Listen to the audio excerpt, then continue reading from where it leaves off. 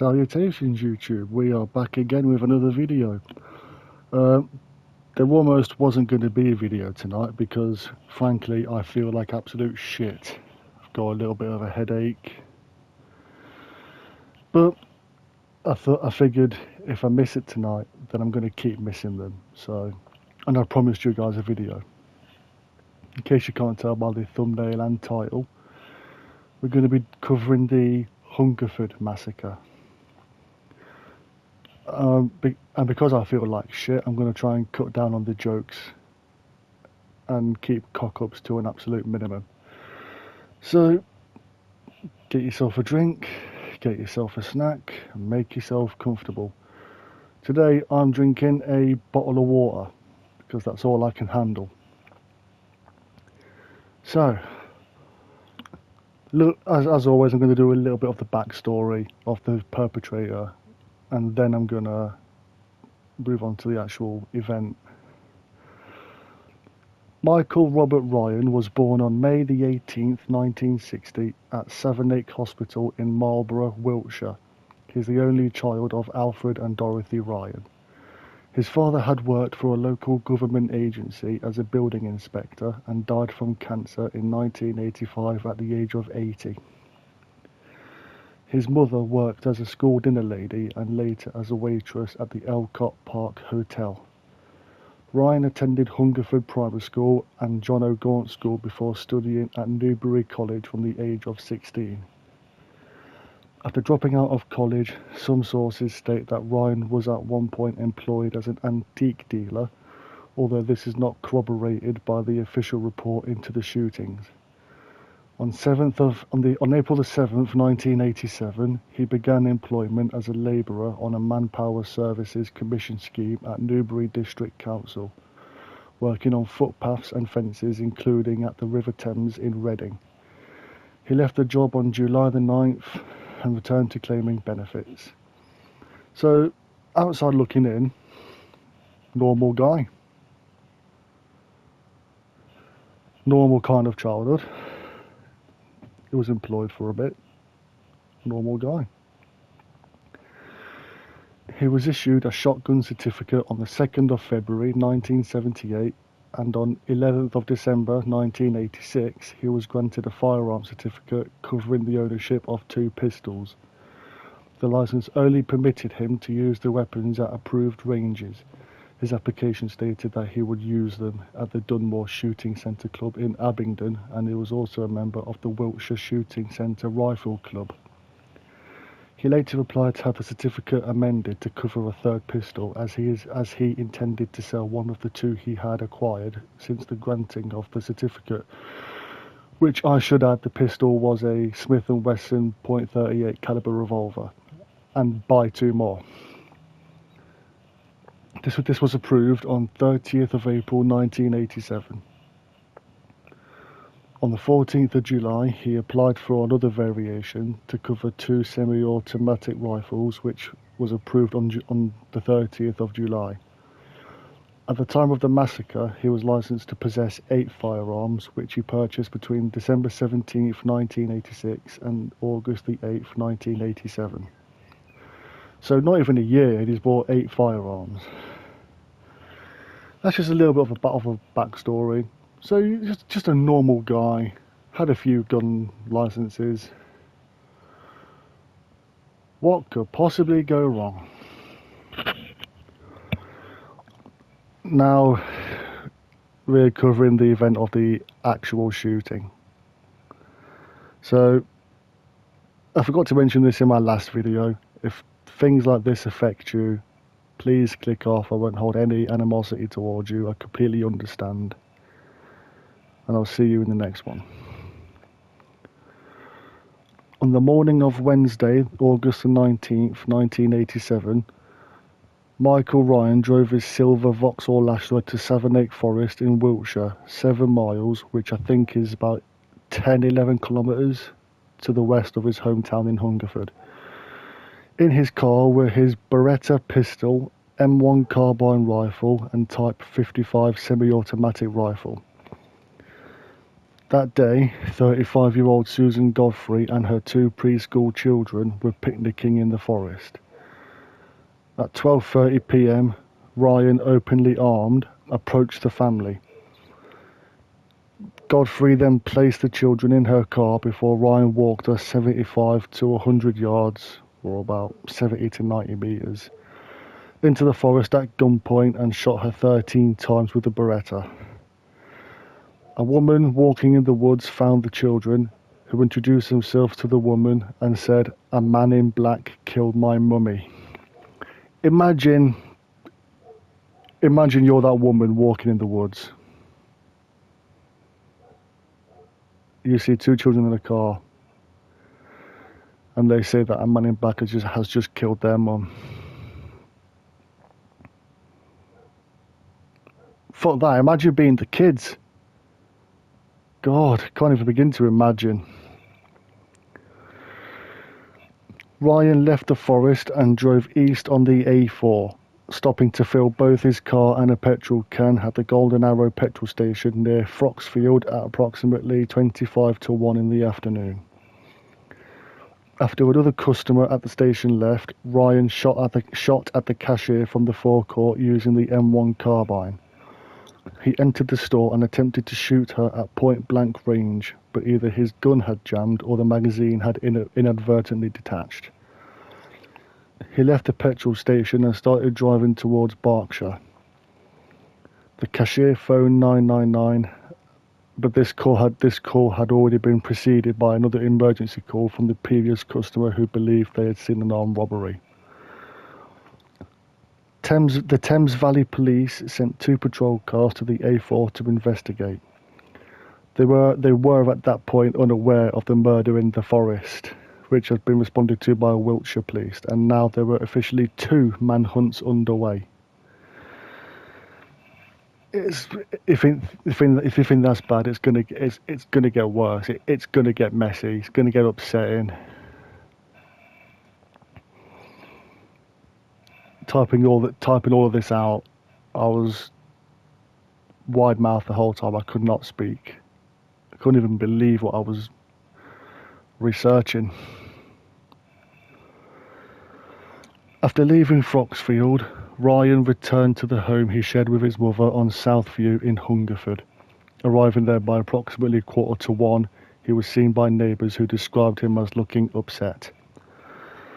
Soon after entering his house, one of the witnesses had heard gunshots, and it was revealed that those 2 gunshots were Michael Ryan shooting the 2 family dogs. Leave the fucking dogs out of it, man. If anyone knows me, I'm a huge dog person. I love dogs. Why shoot the fucking dogs? Why shoot anyone in general? He exited the house with equipment such as ammunition, a flak jacket, and survival equipment. He failed to start his car and instead returned to the house after shooting his car and set the living room on fire using the petrol he had purchased from Froxfield. Leaving the house, he headed east on Southview towards school playing fields. On his way, he shot and killed 2 of his neighbours, Roland and Sheila Mason, with the Type 56 and Beretta. A 14-year-old girl who also lived nearby had heard the noise and went to see what it was. Ryan then shot at her 4 times in the legs. She sought first aid from her mother and another nearby resident and thankfully survived. Ryan was scolded by a 77-year-old neighbour for scaring everybody to death, calling him a silly bugger for making the noise, although he did not shoot her. Ryan then wounded Marjorie Jackson. She was one of the people who had seen him arrive home. He shot her in the back. She phoned her friend George White for help and asked him to collect her husband Ivor from work in Newbury. Because that old woman was like, "Is that you causing all this rumpus? You're scaring everybody to death." And then when she saw that he was carrying a gun, she was like, "Oh, you silly bugger." and for some reason he just didn't shoot her. It's one of these things where 1 minute he was shooting at random, next he was like picking and choosing who he shot, and then continued just shooting at random. Past the playing fields, Ryan walked along a footpath towards the town's common.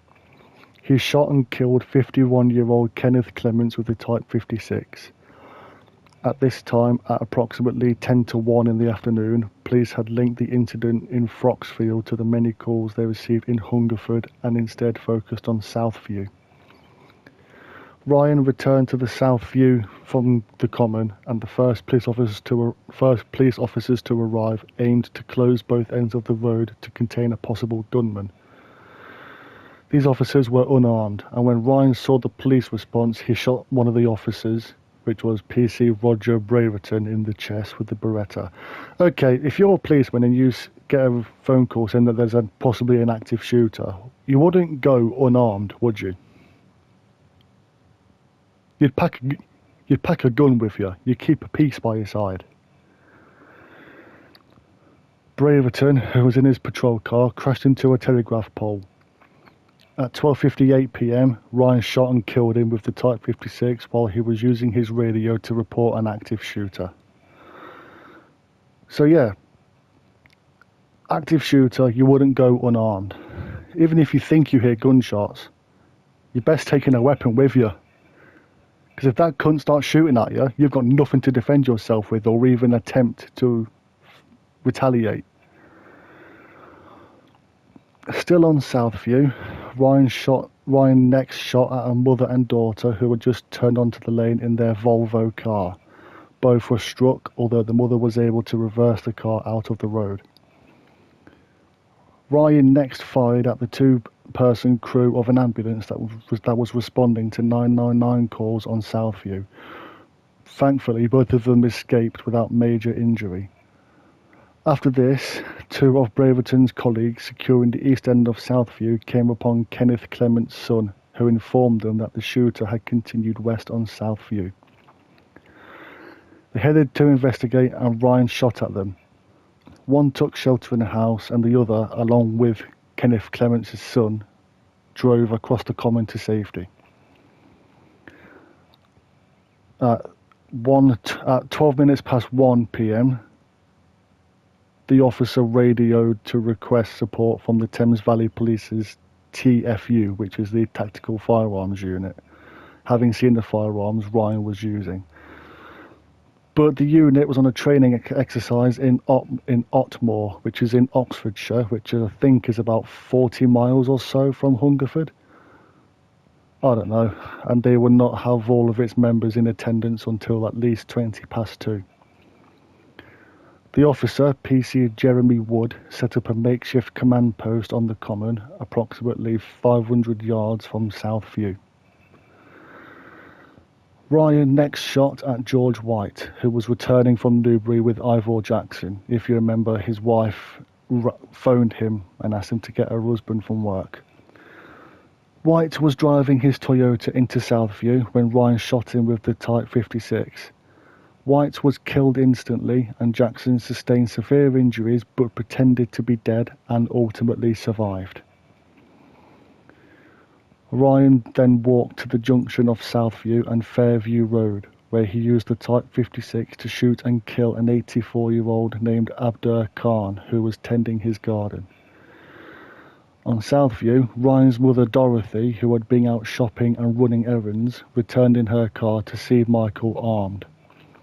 She shouted for him to stop before he shot her 4 times, twice at point-blank range.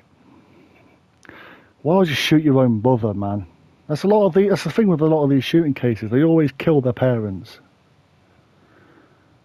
or their guardians. On heading towards the common, a resident of a parallel street shouted at Ryan to kindly stop that racket, to which he responded by shooting her. At 18 minutes past 1, PC Wood was joined by 2 armed police officers at the command post on the common. 2 minutes later, they saw Ryan at the War Memorial Recreation Grounds on the edge of the common. Near the War Memorial Recreation Grounds, Ryan shot and killed 26-year-old Francis Butler with the Type 56. At this point, Ryan had got rid of the carbine, as it had been inoperable since the Foxfield shooting.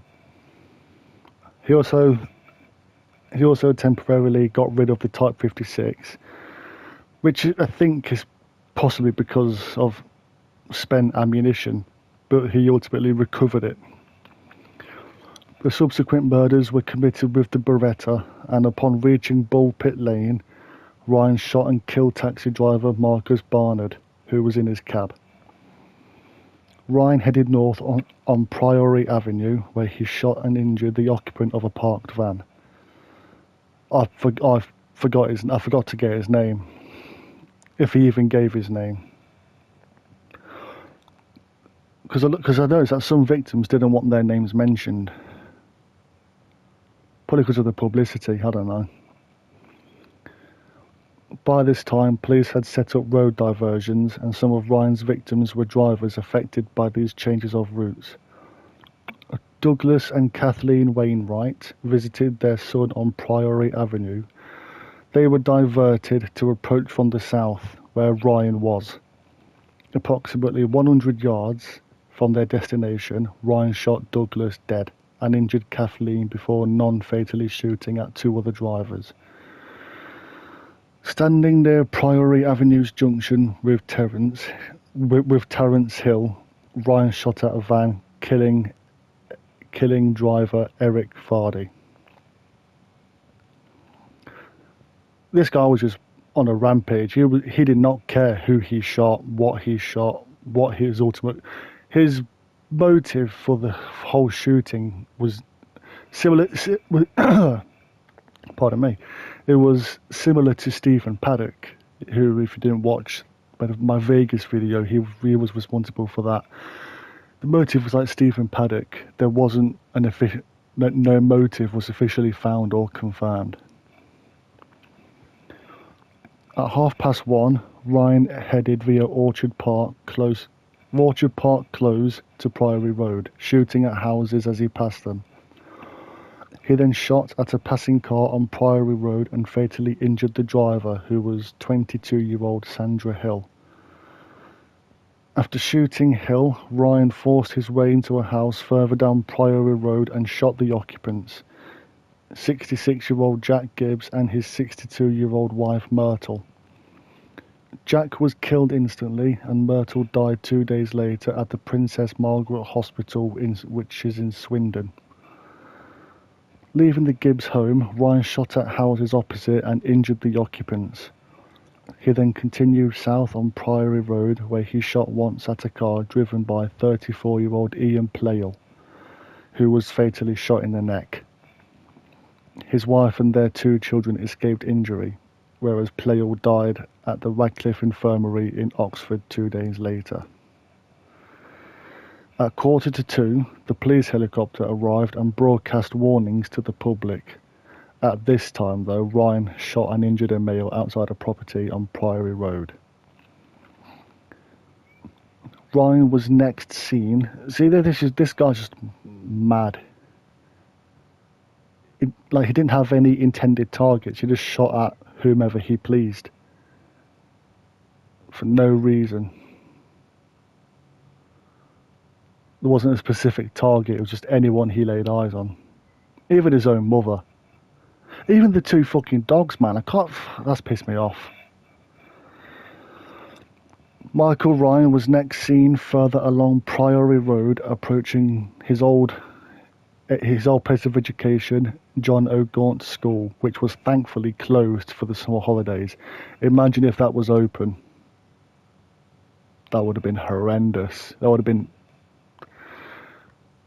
I think if the school was open, the victim count would have been much, much higher. The school's caretaker reported seeing a man enter one of the school buildings at 1:52 p.m, and the firearms unit secured gardens and houses in the area before surrounding the school at approximately 4 p.m. At 20 to 5 p.m, they heard gunshots in the vicinity of the school, and more officers went to the scene. At least one further shot from a school building was heard at 5:15. These may have been aimed at the police and press helicopters. Ryan's precise location after the shooting at 1:45 had been unknown, as there had been no confirmed sightings, but at approximately 5:26 p.m, police first saw him at the school shortly after he had thrown his Type 56 out of a third-floor window. Once the containment of Ryan was confirmed, fire and ambulance crews were able to access the previously locked down parts of the town, including the fire in Southview, which had spread and destroyed the Ryan's home as well as 3 other properties on the terrace. I mean, he's in the school, he's surrounded. I think we all know what's coming.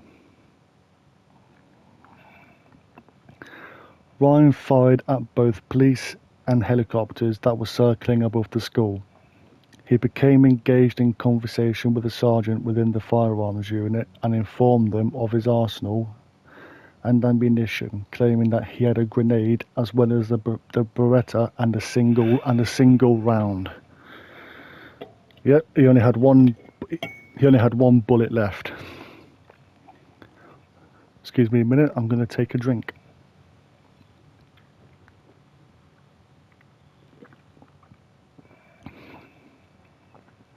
Police communicators had asked him why he only had the 1 round left, to which he replied, "Isn't it obvious?" He then said he would not exit the building until the police informed him of the welfare of his mother and said, "Hungerford must be a bit of a mess." The sergeant said that he understood Ryan when he claimed that his mother's death was a mistake. Ryan then reportedly said back to him, "How can you understand? I wish I'd stayed in bed. None of this would have happened if only my car had started." He later shouted, "It's funny. I killed all those people, but I haven't got the guts to blow my own brains out." At 6:52 p.m, after a few minutes of silence, 1 shot was heard from the school building and Ryan no longer responded to the police. Without knowing the full extent of Ryan's arsenal and ammunition, and with the possibility of booby traps, he said that he had rigged the grenade he had to the door, so if someone tried opening the door, the grenade would explode.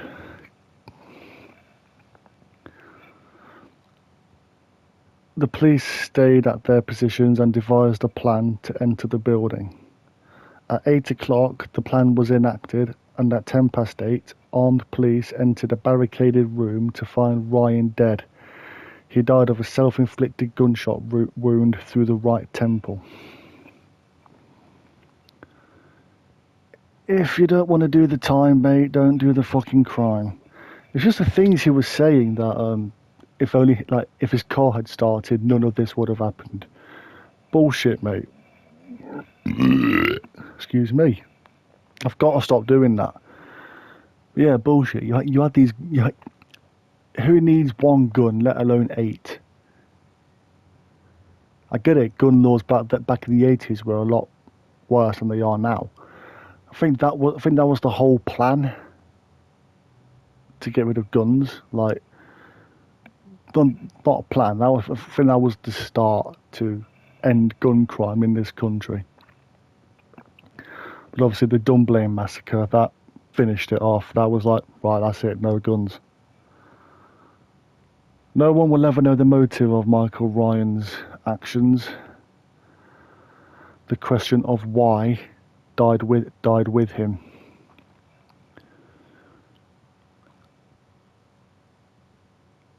That, along with the Hungerford Massacre, along with the Dunblane shooting and the Cumbria shooting, they're the 3 deadliest shootings we've had in this country.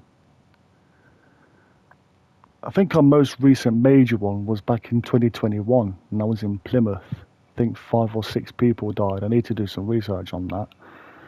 Could it be a possible video? You never know. And that is where I'm going to leave it, guys, because my head is hurting. If you enjoyed the video, please give it a thumbs up, share it with your mates. I would really appreciate that a lot. We are at 113 subscribers. Can we get to 200 by the end of the year? You've got 6 months to get me to 200. If you do that, then I'll gift one of you an air guitar, and I'll send another one. I'll send the second person a high five through the post. But yeah, please like the video, subscribe if you're new, and I will see you in the next one. Peace.